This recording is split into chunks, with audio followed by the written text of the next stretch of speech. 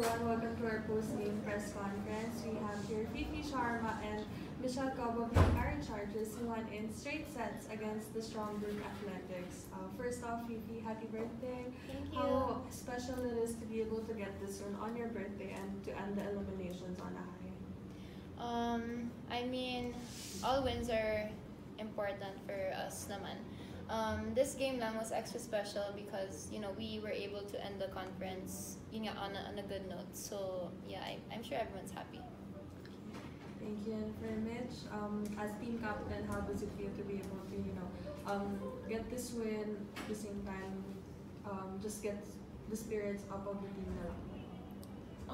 I think sa amin, it's just really ending the season well. And we've been through a lot of tough losses, so parang siguro okay na rin na ganito yung ending namin despite hindi namin na-achieve yung goal namin this season. But, I mean, again and again, say na hopefully this all just part of the process for Akari and the whole franchise. Thank you. The floor is open for questions. For your last, for closing the elimination round, you faced SGA. Can you share us your thoughts in dominating the match and regardless of the opponent, the squad still gave their own? Your thoughts? I think sa part namin, going into the game, syempre medyo may reminder pa na no matter what the standing is, like no matter SGA being the last team, like we still have to keep the focus on kasi kumbaga parang nothing to lose. Actually both kami nothing to lose, but this is our chance to sort of play our A game sort of parang diba, like wala ipakita na kaya naming maging exclusive, kaya naming kumonek sa pinaka-last na game na. So ayun, naging opportunity to for us to actually show our last game. Yeah. For Fifi, it's your birthday, then you took the player of the game, then also Akari finished strong this conference.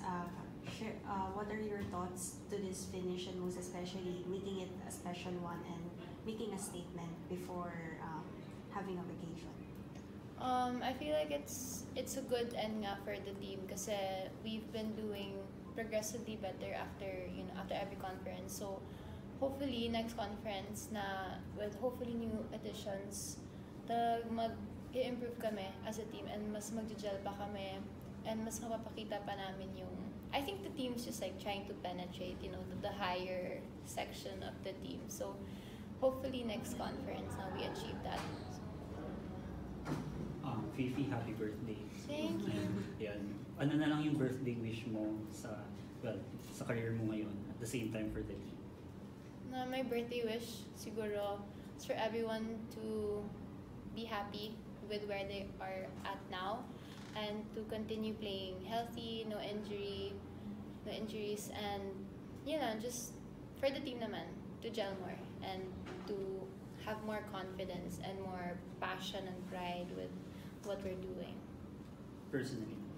Personally, Lana, okay na ako, like, I have everything. Na-joke. Siguro na boyfriend. Oh my God! Joke lang yun, joke lang. My wish for myself. Alam niya na. Siguro just a good rest. Itong break namin. Yun lang yung hinahabol ko. Like, to take a breather and to reflect then. So I can appreciate, working harder more. Mitch, you discussed the last time na interview ka namin, yung kung ano yung mga dapat pang i-improve ng team. So, kamusta naman yung progress doon? May ipapakita na ba yung team? And at the same time, are you happy with that? Siguro po dun sa, I think yung top of my head po na kailangan po talaga namin i-improve is confidence.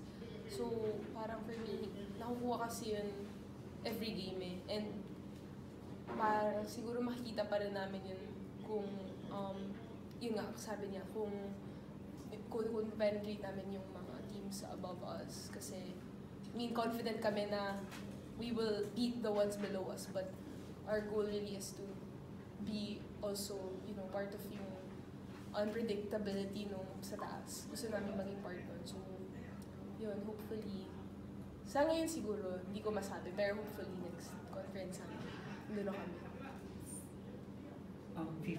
Nabanggit nga ni Fifi na you're hopeful na magkaroon ng bagong addition. So ano sa tingin niyo yung kailangan pa when it comes to sa roster ninyo? Mitch, Ako? Honestly, ako ang feel ko, parang hindi naman super need. It's just, we have to foster what the team now. We have to, parang, laro ng kami lang kasi doon namin makukuha yung lakas ng loob, doon namin makukuha yung tulungan sa loob. Kung lalaro kami ngayon, kung i-foster namin yung team na rin kami ngayon. Kasi nakita ko lang talagang lack namin na past season is really confidence kasi skill-wise we're up there also.